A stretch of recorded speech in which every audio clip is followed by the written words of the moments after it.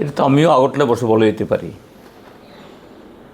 লড়াই হবে না, কিন্তু লড়াই শুরু হওয়ার আগেই ওনারা সেখানে আমাদের নেতৃত্বদের এই উপরে মানে হামলা চালাচ্ছেন, কোনো মিছিল মিটিং করতে দিচ্ছে না।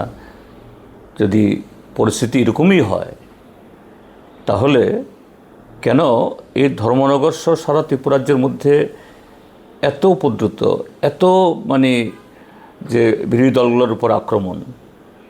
কাজে তার উত্তর দিক মাননীয় মুখ্যমন্ত্রী। আগরতলা বসে অনেক কথাই বলা যায়, ঠিক শুধু আমাদের সম্পর্কে না, তিনি শরিক দল সম্পর্কেও কথাই বলেন। মথার বিরুদ্ধে ওরা কিছুই নেই, ওদের দেখিয়ে দেওয়া হবে, একটি আসন দেওয়া হবে না। আবার দেখা যায় সেই মথার সাথেই তাদের সমঝোতা করার জন্য সমস্ত আত্মসম্মান বলিদান দিয়ে সেখানে গোপনে গোপনে অনেক কিছু করছে, অতীত জীবন করেছে। কাজে এগুলোর কোনো অর্থ হয় না। কংগ্রেস সিপিএম এর জোট না হওয়ার সুফল না, আমি সেদিনও বলেছি এই নির্বাচনটা, এটাতে এই ফলাফলে সরকারের সেখানে কোনো তার অস্তিত্বের মধ্যে কোনো ধরনের দাগ কাটবে না, প্রতিফলন ঘটবে না।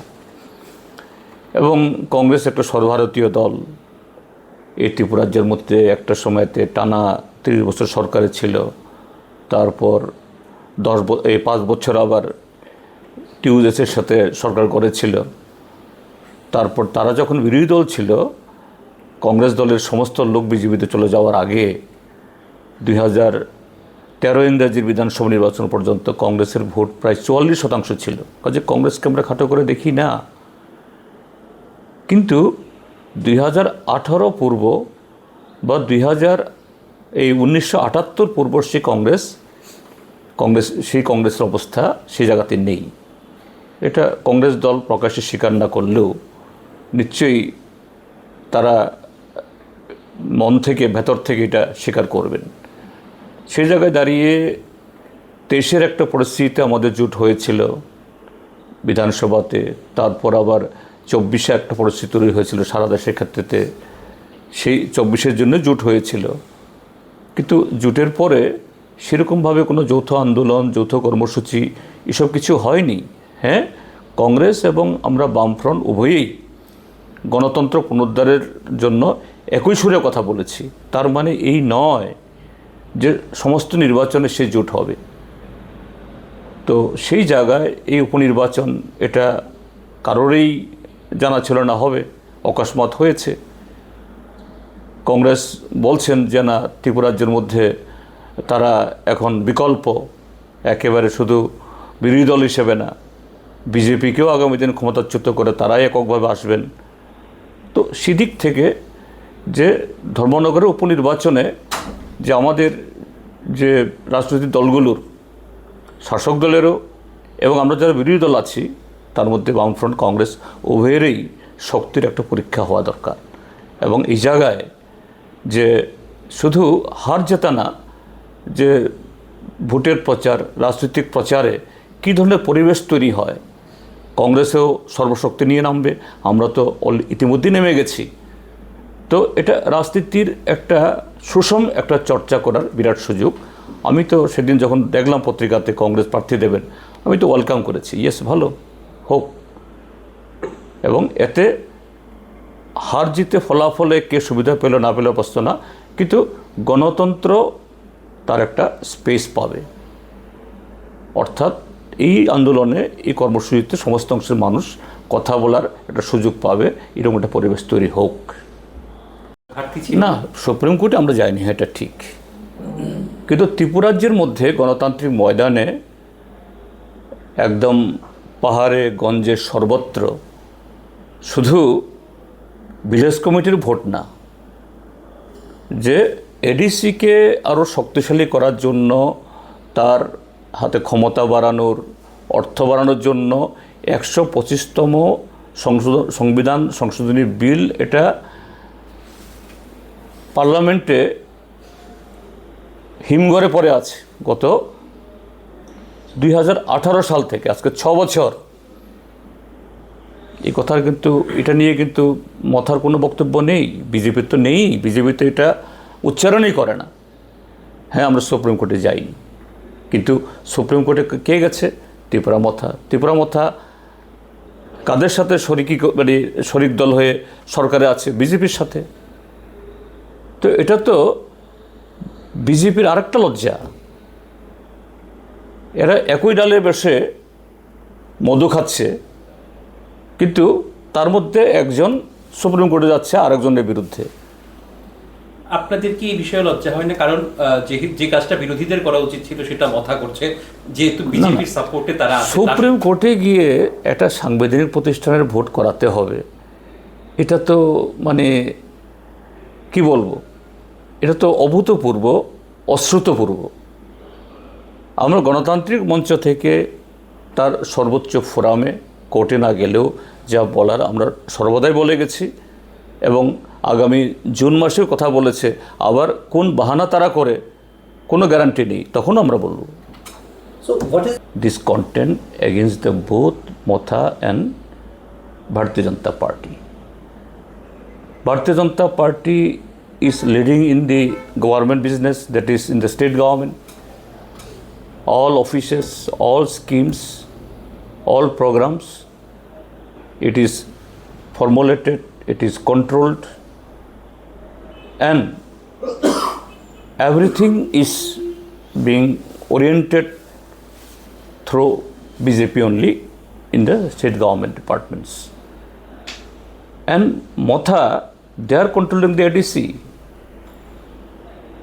And there, between this ADC administration and state administration, what is the scenario we have been witnessing? There is a kind of the competition, how much and how the public money can be amassed.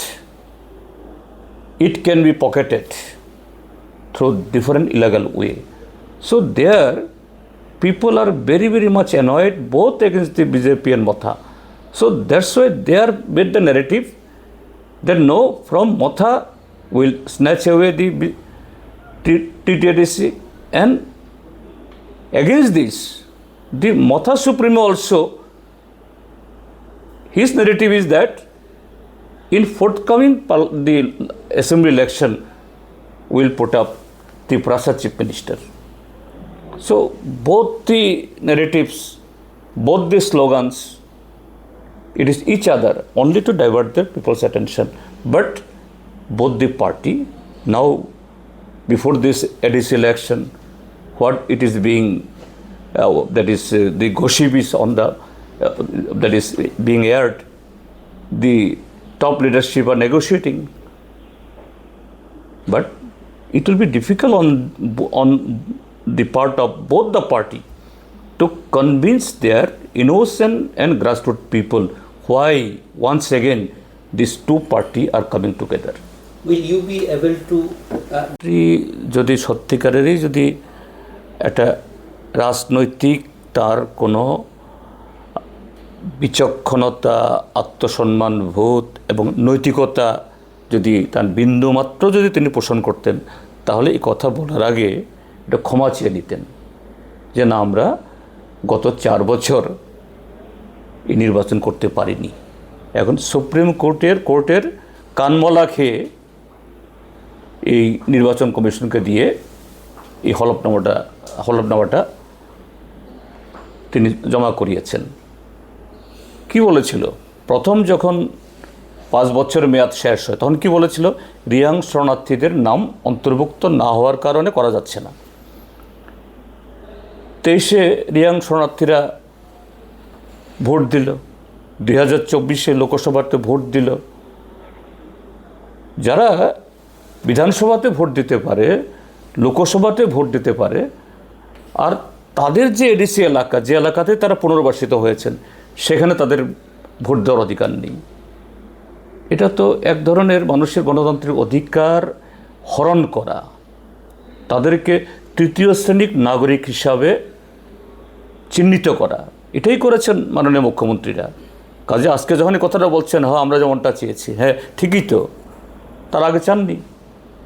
এখন supreme কোর্টের ঘাট ধাক্কা খেয়ে তারা চাইতে বাধ্য হয়েছেন। কাজেই রাজনৈতিক একদম বিন্দুমাত্র নৈতিকতা থাকলে এই কথা বলার আগে একটা শব্দ তিনি বলা উচিত ছিল যে আমরা ক্ষমা চেয়ে নিচ্ছি, আমরা ব্যর্থ, আমরা পারিনি, বা আমাদের এই মানসিকতার জন্য এটা হয়নি। ত্রিপুরায় প্রথম সভাতে এমনিতেই যে অনেক আমরা আসবো, তো বিধানসভা তো শেষ হয়ে যায়নি। বিধানসভাতে কথা বলার এখন সামনে আজকেই বাজেট অধিবেশনে কথা বলবো, এই বিষয়গুলো যখন আসবে এগুলো ফ্ল্যাক্ট হবে, কেন আমরা কথা বলবো না? বিধানসভায় সব কথা বলতে হবে, এখন তো কথা নেই। কিন্তু ইতিমধ্যেই এই বিষয়গুলো মিডিয়ার মাধ্যমে এবং নানাভাবে জনগণের কাছে তুলে ধরা হয়েছে। তো স্বাভাবিক, আমাদের বর্তমান শাসক দল যদি সত্যিকারেরই গণতান্ত্রিক হয়ে থাকে, তারা শুধু বিধানসভাতে সদস্যরা কি কথা বলছেন সেটা তার দিকে নজর রাখবে না, তারা সমস্ত ঘটনাবলীর দিকে নজর রাখবে। এরা যদি ঠিক সেরকমই জনমুখী হয়ে থাকেন এবং সংবেদনশীল হয়ে থাকেন। Yes, even till today in the rural areas, among the common masses, that narrative what the BJP and Tripura Motha both have created, it is echoing. Still, the Tripura Motha people, they are believing that they are contesting alone, and BJP people also, they are understanding that they are going alone. Now at the top, the rhetoric came from the top, the brasses of the both party, and it is knowingly, and both the leadership of both the party consciously. Why? Actually to divert the attention of the people, their discontent both against the BJP and both against and Tripura Motha. They have made that kind of atmosphere. So still that the confusion they created, the emotion they created, the environment they created against each other, it is continuing, it is echoing.